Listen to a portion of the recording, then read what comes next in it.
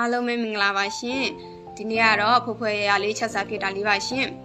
ချက်စားဖြစ်တဲ့ဟင်းတွေကတော့ပစွန်အဆက်ကြော်ရုံမီတောင်ဟင်းကျိုတင်းင်းတင်းငပိချက်လေးဖြစ်ပါတယ်ရှင်အခုကဆိုရင်တော့ပစွန်အဆက်ကြော်လေးကြော်စားမှဖြစ်တဲ့အတွက်ပါဝင်ပစ္စည်းတွေကိုနေရာပေးပါတယ်ပြီးရင်တော့စုံလေးတွေကိုထည့်ထောင်ပေးလိုက်ပါမယ်စုံလေးတွေကိုထည့်တာလေးကတော့ကြက်သွန်ဖြူစီပလင်း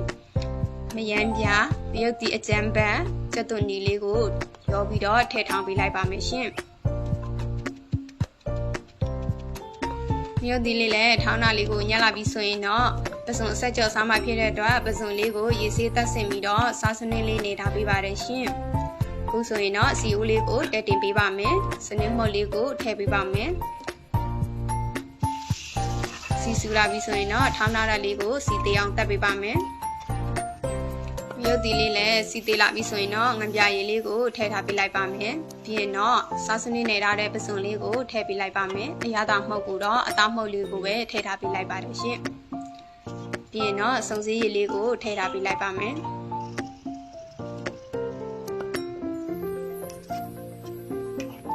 စုံစည်းရည်လေးနှက်သွားအောင်မှွေပေးလိုက်ပါမယ်စုံစည်းရည်လေးဆူလာအောင်အဖုံးလေးကိုခဏအောက်ထားပေးလိုက်ပါမယ်ရှင်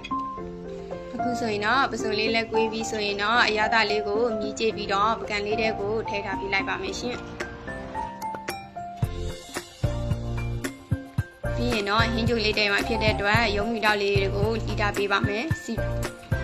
ဇန်ရက်လေးကိုလည်းရေဆေးထားပေးပါမယ်စက်သွန်ဖြူငရုတ်ကောင်းလေးကိုထောင်းထားပေးပါတယ်ရေနိုးအိုးလေးကိုတဲတင်ထားပေးလိုက်ပါမယ်ရေနိုးအိုးဆူလာပြီးဆိုရင်တော့ထောင်းထားပေးတာလေးကိုထည့်ပြီးတော့ရုံးမီတောက်လေးကိုလည်းထည့်ထားပေးပါမယ်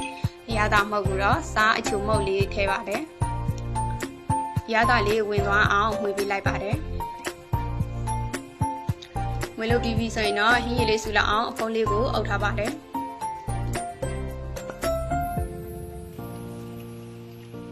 ဟင်းရည်လေးလည်းဆူလာပြီးဆိုရင်တော့ဟင်းရည်လေးဝင်နေတဲ့အတွက်ကြောင့်မို့မှွေပေးလိုက်ပါတယ်ပြီးရင်တော့ရေဆေးထားတဲ့ပင်စိမ်းရွက်လေးကိုထည့်ပေးလိုက်ပါတယ်ပြီးရင်တော့ရုံးတောက်လေးနူးမနူးဆိုတာကိုစမ်းပေးလိုက်ပါမယ်ရုံးတောက်လေးနူးပြီးဆိုရင်တော့အဖုံးလေးကိုဖုံးပြီးတော့ခြာထားပေးလိုက်ပါမယ်အခုဆိုရင်တော့တင်းင်းတင်းငပိချက်လေးထည့်ချက်မှဖြစ်တဲ့အတွက်ပါဝင်ပစ္စည်းတွေကိုလှီးထားပေးပါမယ်ပါဝင်ပစ္စည်းတွေကိုထောင်းထားပေးပါမယ်ထောင်းထားပေးတာကတော့ကြက်သွန်ဖြူငရုတ်တီအကြမ်းပန်းကြက်သွန်နီလေးကိုရောပြီးတော့ထည့်ထောင်းပေးလိုက်ပါမယ်ရှင်ထောင်းထားတာလေးလည်းညှက်လာပြီးဆိုရင်တော့စီအိုးလေးကိုတဲတင်ပေးလိုက်ပါမယ်စီကိုထည့်စနစ်မှုတ်ထည့်စီဆူလာပြီးဆိုရင်တော့ထောင်းထားပေးတာလေးကိုစီအိုးတဲ့ကိုစီတက်ထားပေးလိုက်ပါမယ်ပြီးရင်တော့ငပြရည်လေးကိုထည့်ပေးလိုက်ပါမယ်ပြီးရင်တော့ငပိလေးကိုပါရောပြီးတော့စီတေအောင်တက်ထားပေးပါမယ်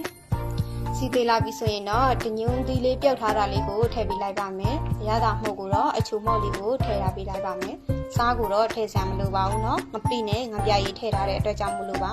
ပြီးရင်တော့စုံစည်းရည်လေးကိုထည့်ပေးလိုက်ပါမယ်ရတာလေးကိုစိတ်ဝင်သွားအောင်အဖုံးလေးကိုအုပ်ထားပေးလိုက်ပါမယ်ရှင်တညင်းသီးလေးတဲ့ကိုအရသာလေးစိတ်ဝင်လာပြီဆိုရင်တော့မကြီးမဲ့လေးကိုထည့်ထားပေးလိုက်ပါမယ်မကြီးမဲ့ရည်လေးစိတ်ဝင်သွားအောင်မှွေပေးလိုက်ပါမယ်အခုဆိုရင်တော့အရသာလေးကိုမြည်ပြီးတော့ပကံလေးတဲ့ကိုထည့်ပေးထားပါတယ်ရှင်အခုဆိုရင်တော့တညင်းသီးငပိချက်လေးနဲ့တို့စားမဲ့တို့ဆရာအစုံလေးရယ်ရုံးနီတောင်ဟင်းကျိုလေးရယ်ပစွန်အဆက်ကြော်လေးရယ်အခုဆိုရင်တော့စားလို့ရပါပြီရှင်အားလုံးပဲစားကြပါအောင်ရှင်